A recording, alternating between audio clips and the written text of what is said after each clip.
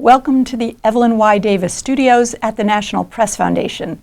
Funding for today's webinar on reporting about nutrition and healthy eating was provided by the McCormick Science Institute.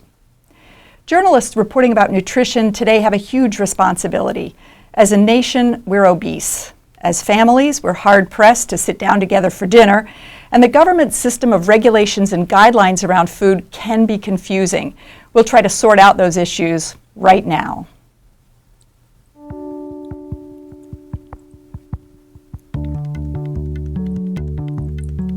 The National Press Foundation is a nonprofit dedicated to helping journalists cover complex topics with depth and accuracy. Our mission includes journalists around the U.S. and around the world. Welcome back. I'm Linda Topping-Streitfeld, Director of Programs at the National Press Foundation. Joining me in the Evelyn Y. Davis Studios is Johanna Dwyer. She's Editor-in-Chief of the journal Nutrition Today. Welcome, Johanna. Great to be here, Linda. And via Skype, we welcome Dr. Cheryl Anderson. She's an associate professor in the Department of Family Medicine and Public Health at the University of California, San Diego School of Medicine. Welcome. Thank you. Nice to be here. It's great to have you. For those watching live, we want to be able to take your questions today. You can type them into the chat window under the webinar screen, log in as yourself, or just sign in as a guest. So we're going to get started. I actually would like to start with Dr. Anderson. You are part of the committee that is advising HHS and USDA about the next set of dietary guidelines for Americans. Those guidelines, as most of us know, are updated every 5 years. We're always waiting with bated breath to see what recommendations the government will have for all of our diets. And Dr. Anderson, I know you can't talk about the specific content of your recommendations because that report has not yet been released, but can you just talk in general about who makes up the committee and what is the status of your work? Sure.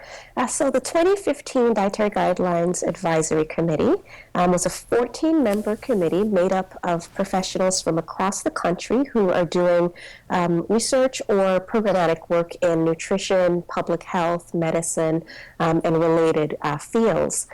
We began meeting in July 2013, and all of our meetings were public, viewed by Americans via webinar. And we concluded our public meetings in December of 2014.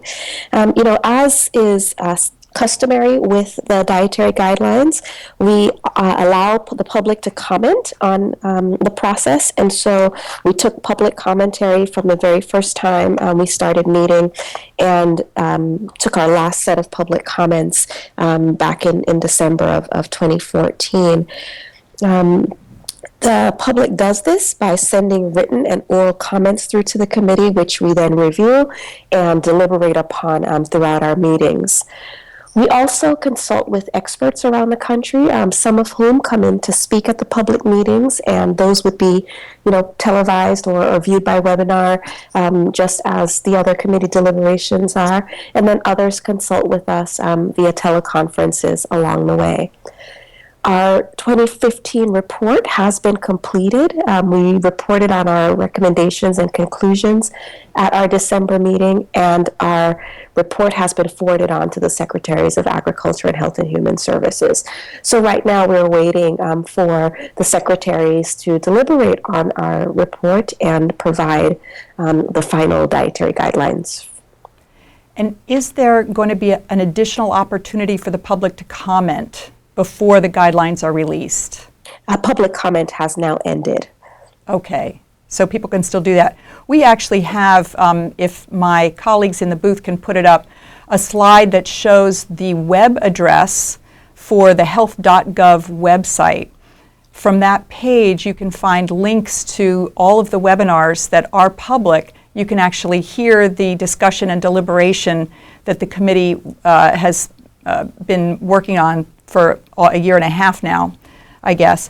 And I think it's really important for journalists out there to understand that the makeup of this committee is scientific and nutrition experts from across the country. A lot of times I know that the conversation about what we eat can get political, and as you're writing about it, I think you need to be able to emphasize that at least these initial recommendations are coming from a science and evidence-based perspective. So one of the things we're going to talk about a little bit later, Johanna, when we get to your slides, are these guidelines, and we're going to take a look at the graphics, the pyramid and the plate that we've been working from for the last couple of years. Can you talk a little bit? I feel like the pyramid was very confusing in some ways, the plate confusing in other ways. Often the guidelines are misunderstood. Is that an issue in the work that you do, editing Nutrition Today? Is that something you try to deal with? Absolutely. We try to get at these. There's no perfect graphic, and both have their limitations, but all they are is sort of a shorthand, if you will, Linda, to try to get at the major points. And I think they do it as well as probably can be done. Maybe there's some improvements, but basically it's a beginning. Right. One of the things that we've been told for many years is that it's important to balance the calories we take in with the calories that we expend during exercise in order to have that healthy balance. And I know if you're a journalist and you're writing about these topics, what your readers will tell you is, okay, but if I exercise more, I get hungrier, and then I just want to eat more. So how does that equation really work? Oh, you know, I did my dissertation on that when I was in graduate school, but I've just got the most wonderful app that helps answer that. You've got an iPhone or something, and so do I. And I found out my app has a little pedometer that tells me how many steps I've taken a day, and what we want to aim for is about 10,000, and I think today I'm up to about 5,000, so I've got a long way to go. The reason that's important is because what we know about energy balance, balancing food and activity, is first of all that physical activity is important. It's not just exercise, it's everything. Physical activity, including all those steps we take. And I think, it's not definite, but it's pretty sure that if we can keep our physical activity high, our energy, control of energy intake is improved. Now that doesn't mean that all the other things, temptations if you will, don't count, but it does help if you're more physically active. The other advantage is you have more that you can take in. So I'm not sure that old thing is right about exercising makes you eat more. Sometimes it does, sometimes it doesn't. So it sounds like what you're saying is, and I've also read some research that supports this, that if you achieve a certain level of activity, your basic metabolism works better to balance on its own. Whereas if you're very sedentary, that mechanism doesn't work so well. Correct. And we also think probably there are mechanisms in the brain controlling food intake that probably also work better. Doesn't mean we don't have to watch what we eat, but it does mean that we need to be more physically active as well. Right. So back to watching what we eat. Part of the problem, of course, is that we live in a world with lots of fast food restaurants and lots of wonderful restaurants, and none of us has enough time to cook as often as we would like. Does it matter, and I'll address this question to both of you, does it matter that we're not cooking as much at home? Johanna, what do you think? Well, I think it's a fact of life that people are not cooking as much as home. 50% of the population of the United States, that is the women, didn't work 100 years ago. They worked in the house, but they didn't work outside. And now most of us are in the workforce. So you come home at 6:30, 7 o'clock at night, and you're not going to stand there and cook for 2 hours. Cook some, but it seems to me the way to go is to cook some at home and cook wisely at home, and also to select what we eat in fast food restaurants and also in the processed foods we eat that are sensible choices. And I don't know if you know, but I bet you do, that Restaurant Week is next week in Washington, so there's a chance to go out and take a look at some of the better places that are out of my price range. Yeah, very exciting. Yeah. Yeah. Yeah. Hi, this is Cheryl. I think it does matter that we're not cooking as much at home anymore, and it matters really in two ways. From the kind of things that you see coming out about nutrition. So one is in terms of trying to measure what people are eating, and measurement is really at the backbone of how we can make or draw conclusions about how what people eat affect their health. And so let's say, for example, Johanna just talked about, women who are now working outside of the home and who would like to have a mixture of things to, make all of our lives easier, where you prepare some things at home, you buy some things from the store, and often people are buying things that are pre-prepared at the store. And so the reporting back to those of us who collect data on those kinds of things can get a little bit tricky. And we are finding ourselves having to improve our data collection systems to make sure that we can adequately characterize what people are purchasing in a pre-prepared fashion from grocery stores versus what they are purchasing in the home. So that's one aspect in which it matters. The other way that it matters is that the nutritional content of what we might prepare at home could differ in some significant ways from the things that we get in a restaurant or in a grocery store. And so we need to be thinking about providing people with easy and practical ways for tracking what they're consuming, regardless of where it is that they're getting their foods. Do you have any suggestions for helping people track better what they're eating? Well, Johanna just had a wonderful one, which is that, now there are all kinds of apps that you can put on your cell phone, on your laptops or desktops, where along the way you just sort of add in, what you're doing, and it calculates it for you. One of my students told me the other day that, he has a barcode scanner on his cell phone, and everything that, he eats that has a barcode goes right into his phone. It transfers it right to a device on his wrist, and he's really able to keep up. So that's fascinating and fantastic, that it's becoming a lot easier, and we don't have to write things down like we used to, even just 5-6 years ago.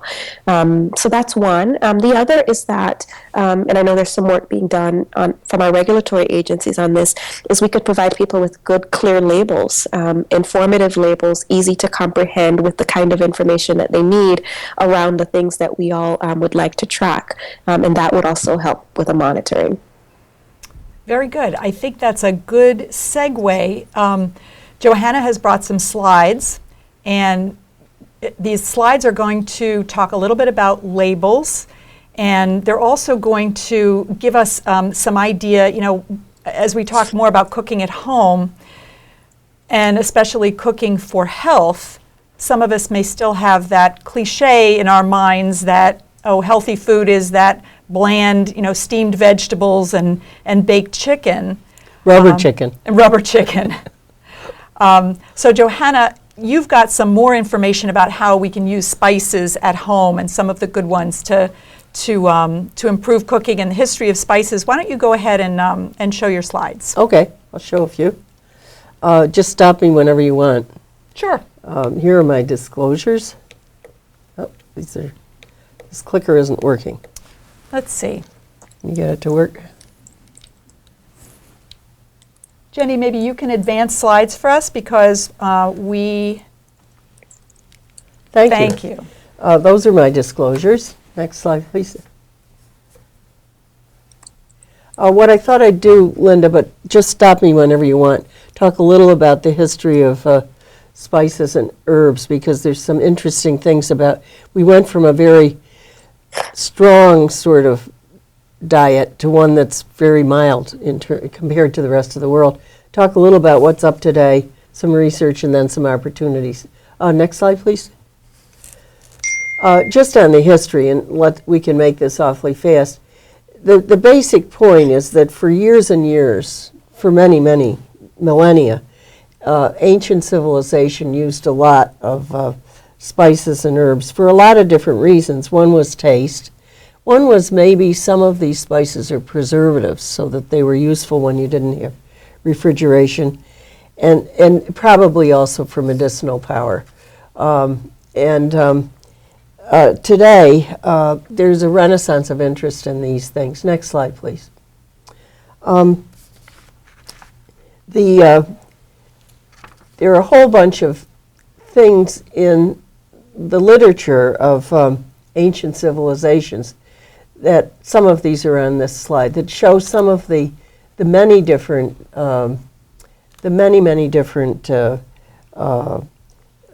mentions. This is China, one of the emperors of China, who was thought to be sort of the first Chinese emperor to really get into medicinal properties of herbs and spices, talked about cinnamon and coriander and turmeric, all of these things, and they all had specific uses. Some of these uses are very interesting to study, but when we put them to the test of modern science-based medicine, some of them fall short.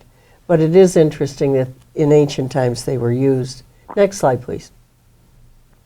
If we go on and look at traditional Chinese medicine today, this is still the case. For instance, black pepper. Next, I think it'll show you, yeah, some of the different things. People thought of, even today, think of pepper and ginger and clove and nutmeg as being very specific and used for different purposes. Next slide, please. Over in the West, because that was in the East, Charlemagne, back in the 7th century or thereabouts, 9th century, said that an herb is the friend of physicians and the praise of cooks. And I think part of that also was that they had a lot of trouble with, that was the age before deodorants, and so they probably also liked the herbs because they could smell the herbs instead of smelling some other things that weren't so pleasant. Next slide, please. That's a great point. I'm imagining the giant state dinner where all of the warriors are gathered at the table. They haven't showered in weeks, and they bring out these nice bowls of aromatic herbs. Yeah, they used to carry them in trays. Yes, I before can see why that would it would would be be very fun. popular. It would be fun. Well, it's fascinating. Next slide, please. Yeah, just coming. What happened was that from Rome until about maybe the 16th, 17th century, people really did have a very flavorful sort of diet, and they were carrying around these trays of spices, and we'll come back to that in a minute. And certainly some of it was flavor and pleasure, that it gave these piquant and savory sort of tastes. So people loved mace and cinnamon and garlic and ginger and so forth. But it was also conspicuous consumption. It was sort of like the BMWs and the Gucci shoes used to be and so forth, that people really used these spices as a way to show off. So it wasn't all medicinal or anything else. And I mentioned the fragrance of the sort of the aromatherapy of the Middle Ages, and then health benefits or perceived health benefits. Next slide, please. So what happened? Here we had this very sort of spicy cuisine, at least those of us who were rich enough to be able to eat something other than just very basic things. Why did it all decline? And I think there are a couple of reasons. One is that taste changed. People are always changing their taste, and we're undergoing a revolution today, I think, as well. But it changed more in the 17th and 18th century toward more butter, more meat, sort of a French cuisine with heavy sauces and so forth. Then there were also the new pleasurable substances that are still in vogue, like tobacco and coffee and tea and chocolate and sugar, that came in, and they really didn't come in until about that time. And the snob appeal I talked about, and the exotic aura of the Middle Ages was gone. People knew that the world was round now and so forth, so it was different. Next slide, please. Sounds like I've arrived at the right moment in time. I can You have got my it. coffee and my chocolate. Terrific. If you are just joining us, we are live from the Evelyn Y. Davis Studios at the National Press Foundation. We're talking about reporting on nutrition and healthy eating. I'm Linda Topping-Streitfeld. I'm here with Johanna Dwyer, Editor-in-Chief of the journal Nutrition Today, and via Skype, Dr. Cheryl Anderson, a professor of family medicine and public health at UC San Diego. Johanna, you are, in addition to being the editor of Nutrition Today, you serve on the scientific advisory board of McCormick. You're a stockholder in the company. I know you have a lot of expertise in this area of spices and how they can be used to improve diet. So let's go back and take a look at the rest of your slides. Oh, okay. Could I have an, yeah. Well, just to reiterate some of the problems we have today, I love this slide showing the progress or lack of it in U.S. diets. Sometimes we overdo things, as you see in this slide. Next slide, please. So we need improvement, and there are a lot of things that we need to shape up with. Now, we don't know what the dietary guidelines for 2015 are going to be. I think you get a pretty good idea if you can sit through all of those videotapes that are up on the web. But if we think about what came before, and it's unlikely that things have radically changed, we do have some shortfalls in our diets as Americans in general. One is potassium. We also need to think about some of the other nutrients that are shortfalls. Certainly, it depends on the individual, but vitamin D is one. Another is the others that are listed there in general, but then there are also some for specific groups, such as pregnant women and others. So we do have shortfalls, and we need more of these nutrients, at least we think we do, for best health: calcium, vitamin D, potassium, and so forth. Next slide, please. So we'll wait and see what the guidelines say about this, looking at more recent surveys, but I think they'll probably say more or less the same thing. We've got some new graphics and tools, and this is one. This is the Change My Plate that's been around for about 4 years now. That really, I think, conveys a lot of good messages, but taste is still king, so we have to think about taste as well. Next. Probably everyone on this webinar knows that the nutrition facts label is being reconsidered, and what you notice up on your right is that calories are a lot bigger on that slide, and there's some other changes as well that are being proposed. I don't think the comments, I think they got 125,000 comments on the nutrition facts label. I don't think people disagreed too much about calories. Some of the other things they did disagree about, but basically that's the new nutrition facts label, and it remains to be seen if that will be adopted, but basically it's going forward in the public comments. So, Can I ask a question about this label? Many of the food elements have a percent of the daily value on the left. right. But there's no daily value associated with sugar or added sugar or protein. Why is that? Well, with the sugar and added sugar, there isn't a specific requirement for sugar. There is for carbohydrate. Shouldn't there be some way for us to know sort of the maximum level of sugar that we should be eating? Cheryl, do you have any guidance on that? So yeah, your point is very well taken. It would be wonderful for us to have that. What that requires is, research, particularly studies that we call dose response studies, which kind of give us an anchor for, what's the lowest amount of intake that might confer adverse or beneficial effects, and what's the highest. And we don't have a strong body of evidence for very many health outcomes as of yet for sugars. We do have some work that's being done around overweight. We have some work that's being done around diabetes or blood glucose levels. And I think as those data continue to mount, we'll be able to put some sort of a benchmark on the added sugars intake level. Okay, interesting about sugar. All right, again, let's go back to the slides. Oh, okay. Could I have the next slide, please? Okay. Okay. What we're talking about is basically, what I wanted to do is just spend a moment on research, which is increasing.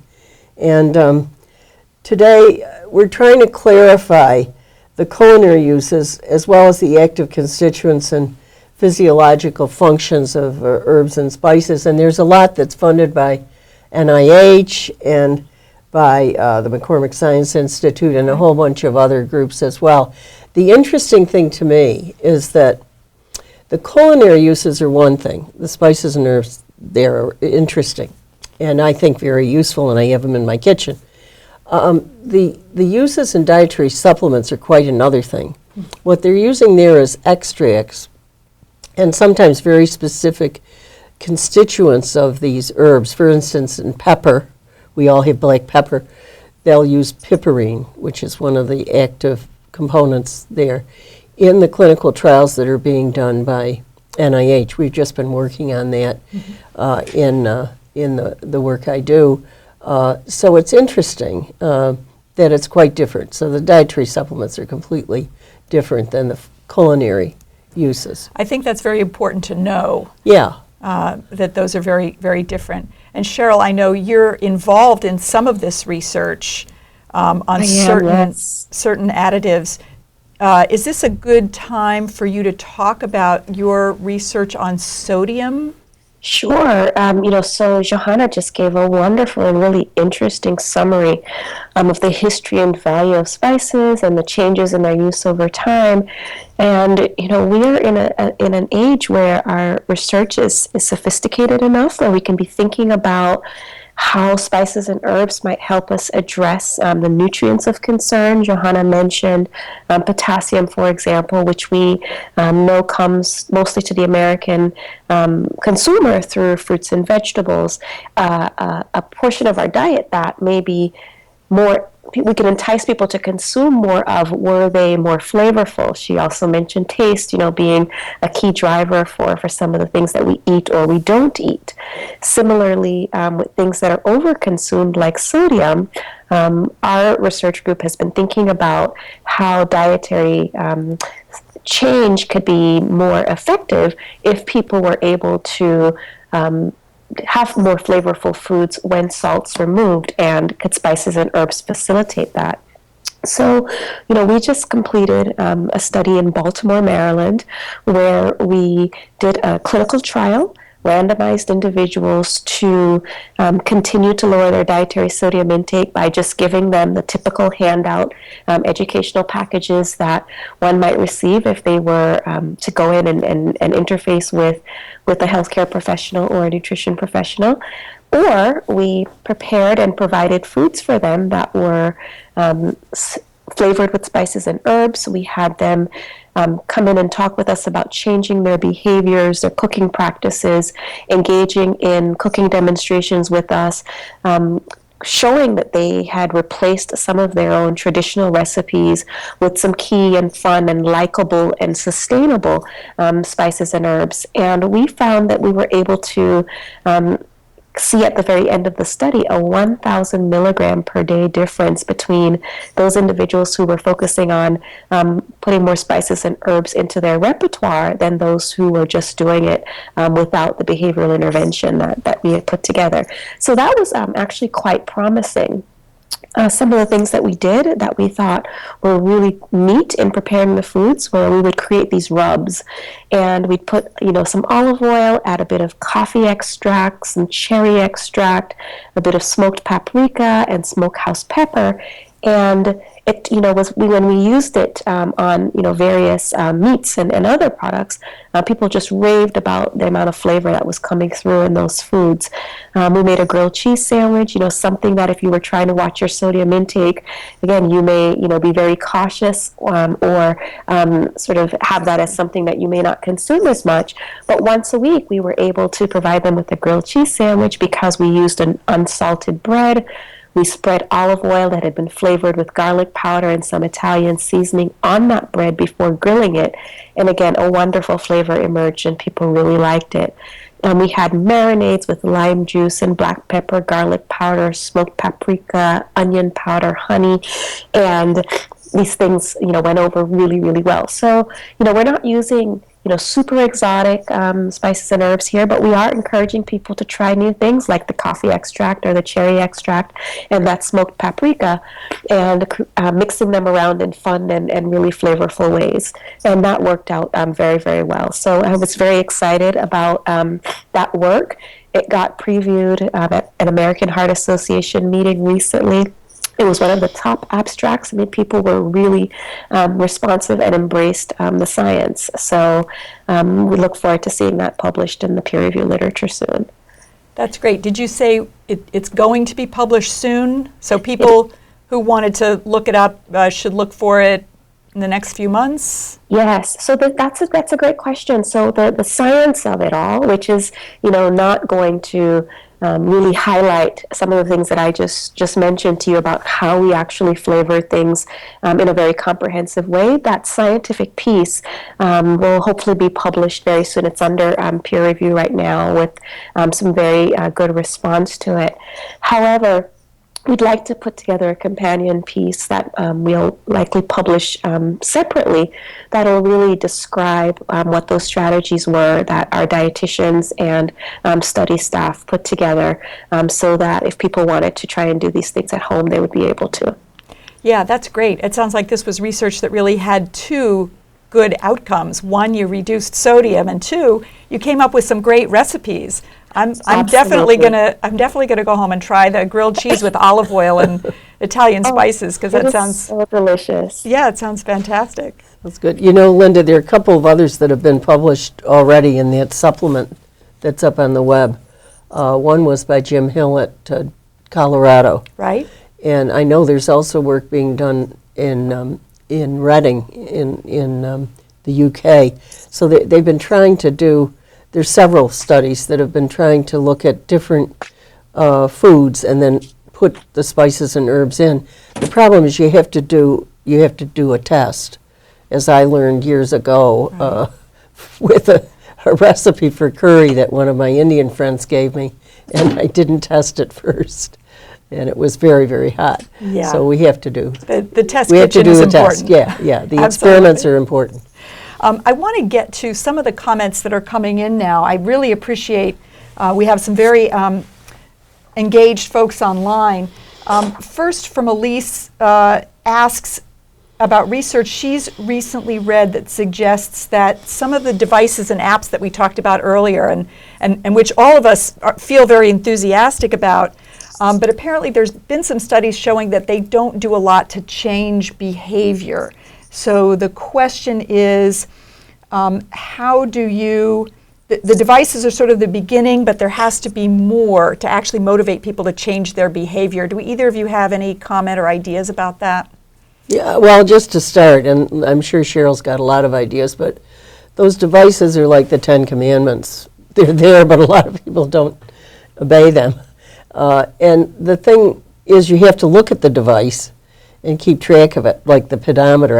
If I don't look at it every day, I don't think about that. Right. So that's a start. You have to follow through. I think the thing about the devices that's helpful, and the kind of self-monitoring that Cheryl was talking about, is it makes you think about what you're doing.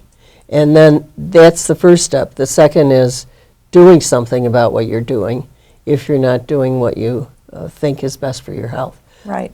I will say I recently downloaded the app that has this 7-minute workout, which I'm very excited about because it only takes 7 minutes. Yeah. So I did it for a number of days, and then one day I didn't have time in the morning, and the darn app sent me a message saying, "You haven't done your workout today. Don't forget." And I thought, that's annoying, but probably really useful. Terrific. That's what I Right? need. Yeah. That's great. Yeah, I will just add to that. You're absolutely right. These apps will help and raise awareness. And for some people, they're truly motivated. They are at that stage of change where they are just ready to jump in and make it happen. And that app may be all they need. However, Elise, who asked the question, is probably absolutely right. For many people, they're in the earlier stages of trying to change their behavior, and they're going to need more support. So when you think about, a good sort of model for health and health change, it's not just the individual who's important, but it's the individual in the various contexts in which they have to go throughout their days. So the individual as they relate to their family, the individual as they're relating to the greater societal environments that they interact in, whether it's the medical care system, whether it's the workplace that they're in, whether it's their ability to access, healthful foods or, exercise facilities, and whether or not they live in an environment that is promoting health or are getting in the way of them having good health. And so we have to think about how those things interact and can promote or not promote good health. So you're absolutely right, Elise. We need to have the apps in addition to connecting people with information and professionals that can help them along. Putting people in environments where making the healthy choice is the default. One good example is you see people going in to work out at this time of year when everybody has their New Year's resolutions, and they're driving to the gym, but they're driving around looking for the closest parking spot to the gym door, as opposed to, using that opportunity to park far away and get even more steps in while they're at the gym. So built environments matter. Nutrition professionals, other healthcare professionals matter. Our families and the support that they can give us or not give us matters. What happens in our workplaces matter. And we need to be thinking on a systems-wide level in order to promote behavior change. Well put. I think you're absolutely right that if this were easy, if it weren't complicated, we'd all be slim and healthy. Mm-hmm. And clearly that's not where we are. Right.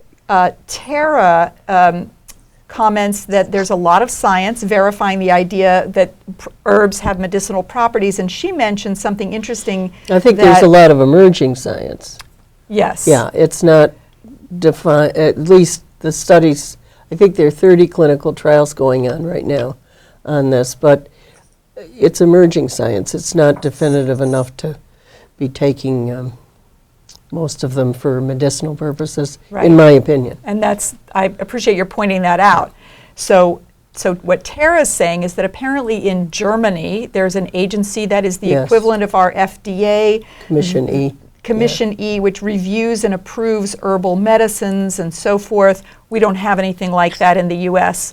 Either of you have any thoughts about that? Well, actually, we do. The National Center for Complementary and Alternative Medicine, that just changed their name to the National Center for Complementary and Integrative Medicine at NIH, is looking into some of those herbal remedies. And they are doing clinical trials. They're putting a lot of money into it, and it's bearing some fruit. The one that they've done the most work on is cranberries, which are really not herbs, but basically it's in the same ball game. Okay, great. We have a number of questions coming in. Claudia asks, when a journalist writes about eating well, do you think it's okay to write also about food costs and sustainability? And there's a second question, but let's talk about that one first. When a journalist writes about eating well, is it okay to talk about food cost and sustainability? As a journalist, I would say, how can we not write about food costs and sustainability? Yeah, the thing about food cost is that it's a food value decision that everybody makes every day. Sure. And I was a graduate student for long enough so that I always go into the supermarket and I look at what's cheaper because I have enough money now to buy, but I still want. The sustainability is also important, but it's not as easy as some people think. The carbon footprint stuff, but there are a whole bunch of things that need to be considered. And I know the USDA, Department of Agriculture, has commissioned a report, I believe the National Academy of Sciences just completing now, about sustainability in the food system.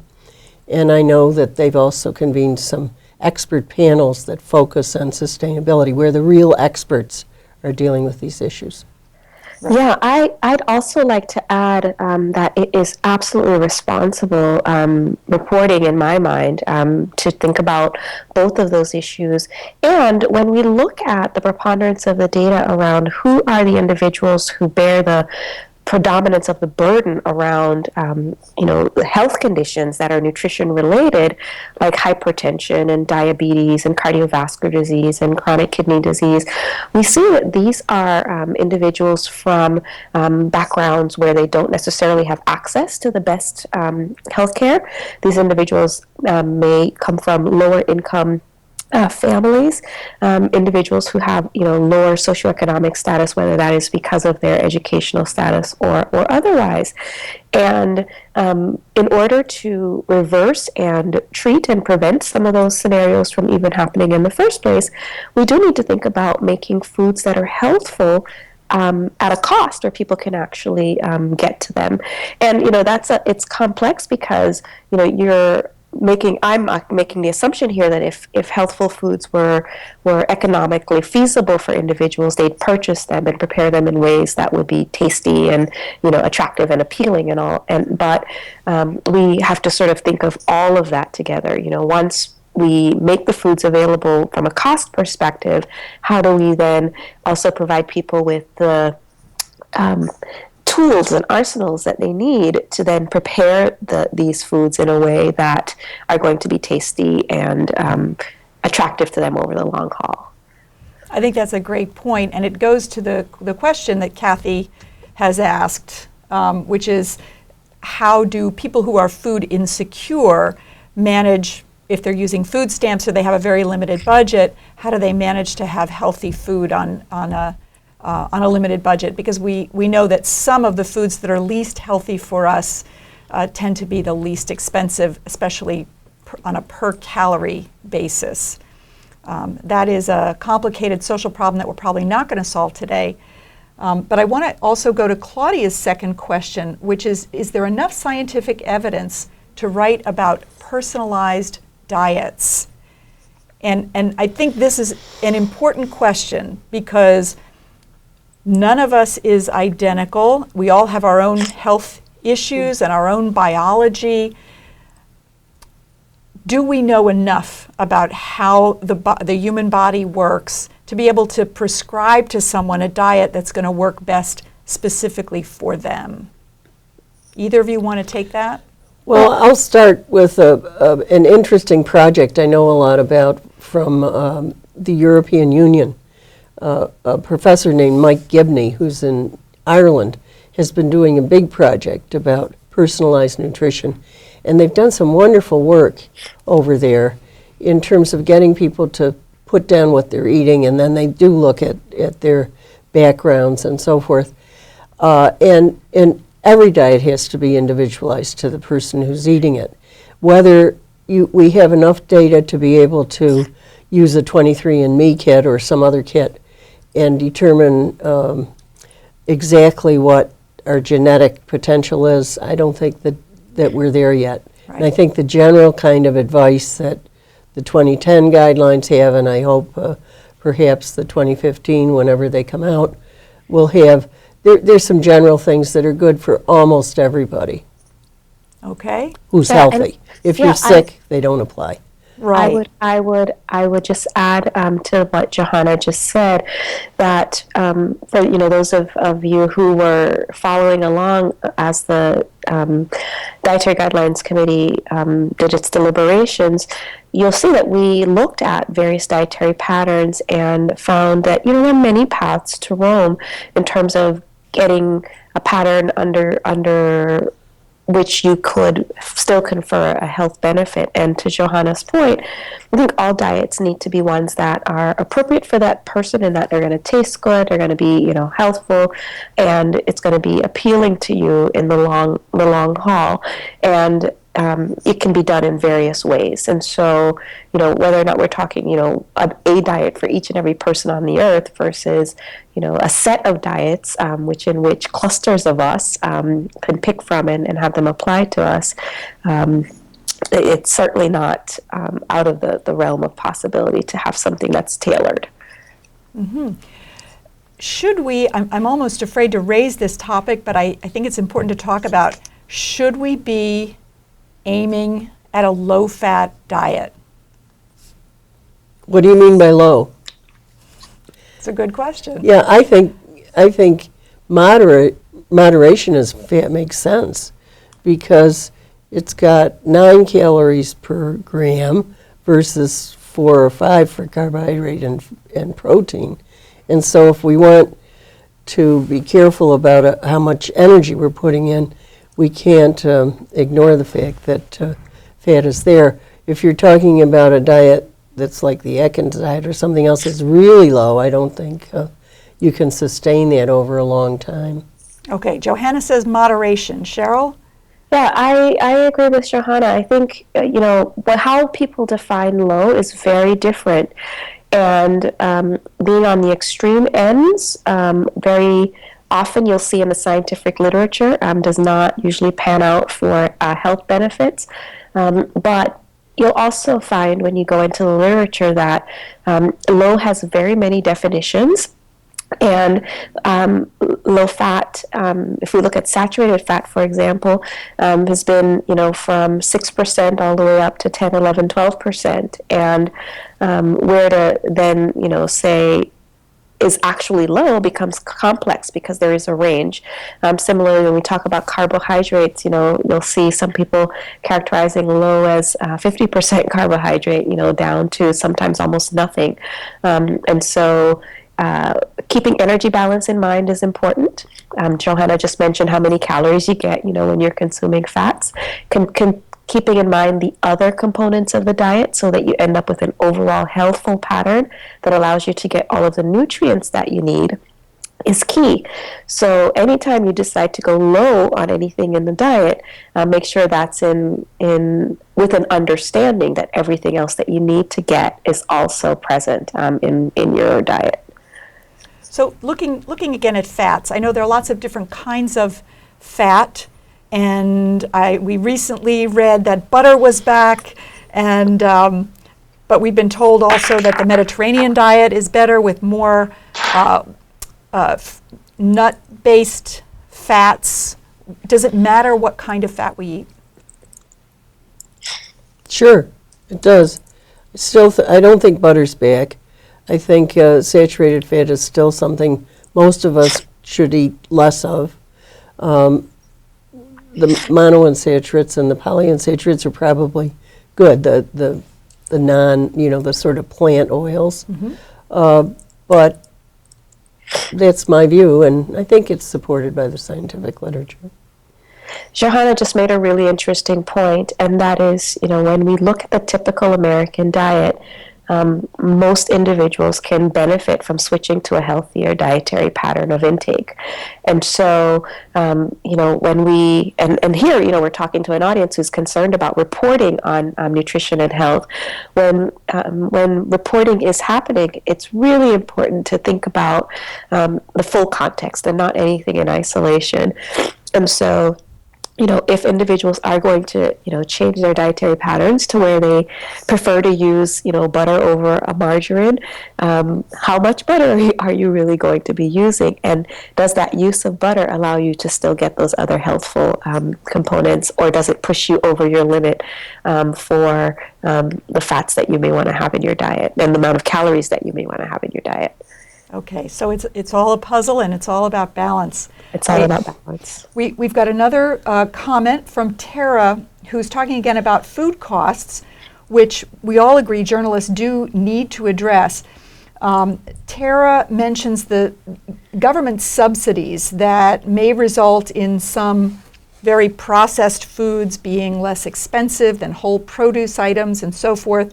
This is a very controversial political issue in this country in terms of who gets subsidies and who doesn't. It's not something that we're obviously prepared to address today, but Tara does offer a website with some resources, and I think everybody watching the webinar has access to the comments. So that's something you can follow up on if you feel it's important.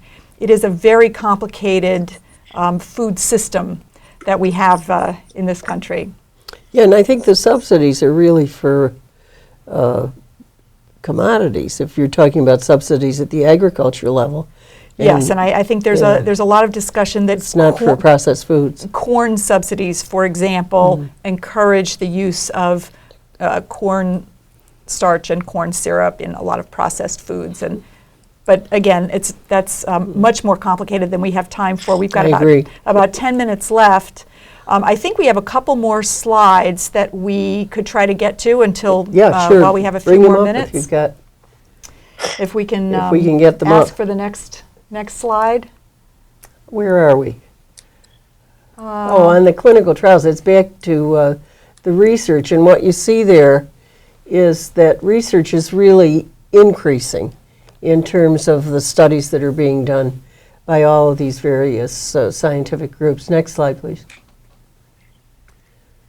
If you can Next. keep going forward. Yeah, here I just wanted to put up this slide because there is a lot of research going on spices and herbs in the United States, and this is just some of it. These are the NIH botanical centers around the country, and they're studying all of these different botanicals from the standpoint of their health impacts. But as I say, it's emerging science. Next slide, please. If we go forward a little bit more. Yeah, this is just one example. This is one of the studies where there's some interesting effects, health effects, and there are thousands that we could do. Next slide. I think there's a quiz here someplace. These are just some of the articles that have been published that deal with this. So we need to really think about that. And if we look at the PubMed, which is one sort of way of quickly looking at the scientific literature, you see again it's going up, and Google searches are going up too. So spices and herbs are in there. Next slide, please.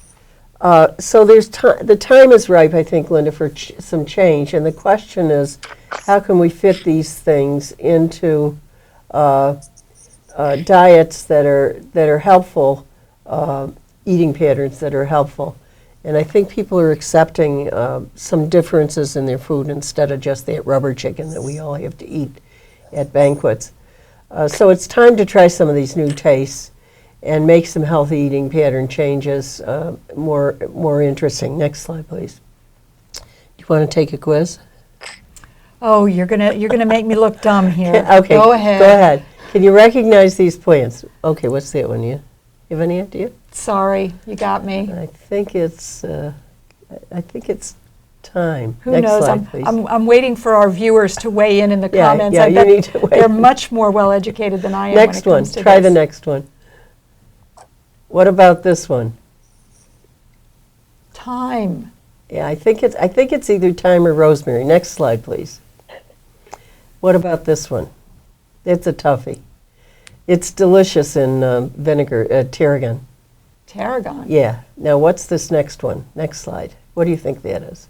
That looks like marijuana. You're right. No, you're not right. No, next I'm slide, not. please. It's, Now, Linda. next slide. Linda, that's the only The one you next, that recognize. was actually Japanese maple, and we are not recommending that people put that in their brownies or any place else, or the marijuana either. But I thought I'd fool you, Linda, and you caught did. me. Congratulations. Next slide, please. So we've got an opportunity, and particularly in vegetables and fruits and fish and seafoods, we really want to increase consumption of those particular items. And then we want to find ways to make them even more appealing than they are. And there have been some studies, some are in that supplement, some are elsewhere in the scientific literature, including the study Cheryl mentioned, that really do get at some of the ways to spice up vegetables and also chicken and meat and so forth that can be helpful.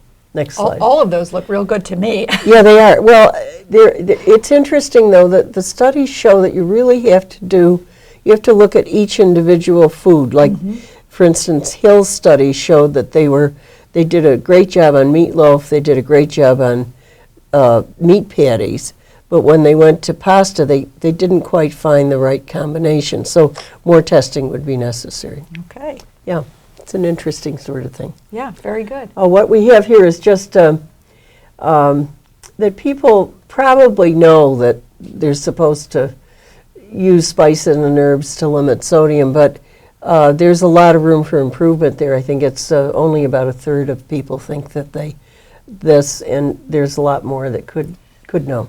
Johanna, I wanted to ask you about the some of the big food companies which have tried to reduce sodium in their products, but have found consumers just don't want them. Right. Can you talk about that a Yeah. little bit and what's happening? It's sort of interesting. I think Campbell's was one where they tried to reduce, they went way down on the sodium in some of the soups. Right. You know, I found their soups too salty, so I was delighted. But they didn't sell. Right. And so I think what's happened, that's the hidden story that nobody hears about, is that they did increase the levels, but they never increased the levels up to the level they were before. So they put the salt back, but not all of it. Correct. And I think another group that has tried to do that is Progresso. That brand, I think that they've tried to lower the sodium, and they used a lot of other kinds of things, spices and herbs, to do that. So things are going down. Now, there are products on the market, frozen dinners, that are low in sodium. There are several. And so those are choices that people can make. And I think I've also read that people are more likely to buy and enjoy some low sodium foods if they don't know that they're low sodium. In Yeah, other words, I think the some of the stealth idea. manufacturers are right introducing lower salt through stealth. I think that's okay. It sort of bothers me, the idea of stealth. I don't like that. For transparency. Right, but everything's got to be on that label. Exactly. It's on the label, so you can always see it. I think the big problem is products that are very low in one thing that they're supposed to be low in, or that we think people need to eat less in, and then they're very high in another. So, you know, very So for high example- sodium, low-fat products really don't make a heck of a lot of sense to me. So you're saying that in order to try to make products appear healthier, a manufacturer will cut the fat but then throw in a lot of salt or sugar to ramp up the flavor? Well, I don't think they deliberately tried to do that, but some people do it. Others have not. So, you know, the point is, it's choosing the ones that are the right profile. It's not throwing out all processed foods or throwing out all fast food joints. It's simply Right. picking right when you go in there. Right, makes sense. Okay, we've got another minute. We can go back and view a couple more slides if we have them. Well, what about some of did you see the U.S. News and World Report last week? I think they picked the best diets for people who are trying to lose weight. Oh, interesting. Or, no, I did not see that. I think it was just, diets for, one was the DASH diet, which I think Cheryl talked about, and the other was Weight Watchers. And when we get into the business of needing more support, and I have no stock in Weight Watchers or anything else, some kind of support, whether it's that or some other regimen, I think is a good idea for some people. Really Yeah, helps them. Cheryl, that sort of goes back to the idea that you talked about earlier, that making behavioral changes is complicated and sometimes it requires more external motivational aids. Right. So I think the Weight Watcher program or programs similar to Oh, that. yeah, any of the legitimate commercial. And for people who don't have the money to go that route, there are several not-for-profit groups that are support groups too. And that And the diabetes prevention program, which was, funded by the National Institutes of Health, tested at various centers across the country, has now been translated into YMCAs. And so, many Americans can benefit from going into YMCA and signing up with a staff person to get some of the exercise as well as healthful eating tips that came from that diabetes prevention project. Terrific. That is a great resource. And I think for journalists out there, there are some great stories to be written about programs that can help people get the social support to eat more in more healthy ways that might not be as expensive as some of the big commercial programs. Absolutely. So It's that's great. important. So very quickly, we're almost out of time. Do either of you want to predict what are the top trends in nutrition news that journalists should be looking for in 2015? Well, I think what journalists need to do is separate out the nutritional astrology from nutritional astronomy. What I mean by astrology is the crazy things, which everybody thinking they're gluten intolerant and so forth, and then the astronomy would be more like what I think probably are the dietary guidelines or the DASH diet. Okay. Well, yeah, mine would be eminence versus evidence-based things, and so I think you'll see more evidence coming out this year around prolonged nightly fasting and intermittent fasting. We've heard some of that on the tail end of 2014. Hopefully, there'll be more talk about patterns and the full package, as opposed to, picking out and isolating any nutrient or dietary component. Terrific. Thank you so much. You're welcome. Thank you. This was a lot of fun and hopefully informative. This is great. I want to give a shout out to one of our commenters, Tara, who had a lot of great things to say and who also won the quiz on the spices. Tara knew all of them, so that was great. Even the Japanese maple? Well, maybe not that. Thank you very much to all of you. Dr. Cheryl Anderson, Johanna Dwyer, special thanks to the McCormick Science Institute, which provided funding for today's program. Here's some good news. We'll be emailing everyone who registered for this webinar a link to the Nutrition Today supplement that we talked about with editor Johanna Dwyer. You'll have free access to all the articles in the supplement until October 2015. The link to that supplement also will be posted with the recorded version of this webinar at our website. You'll look for that starting tomorrow. Other webinars ahead for NPF this month. Making Sense of Federal Dollars and Cents, Deciphering the Trend Lines in State and Federal Spending. That's coming up on January 28th. You'll find the schedule at our website. Sign up for the newsletter. Use the donate button on the homepage. And thank you for joining us in the Evelyn Y. Davis studios at the National Press Foundation, where we are making good journalists better.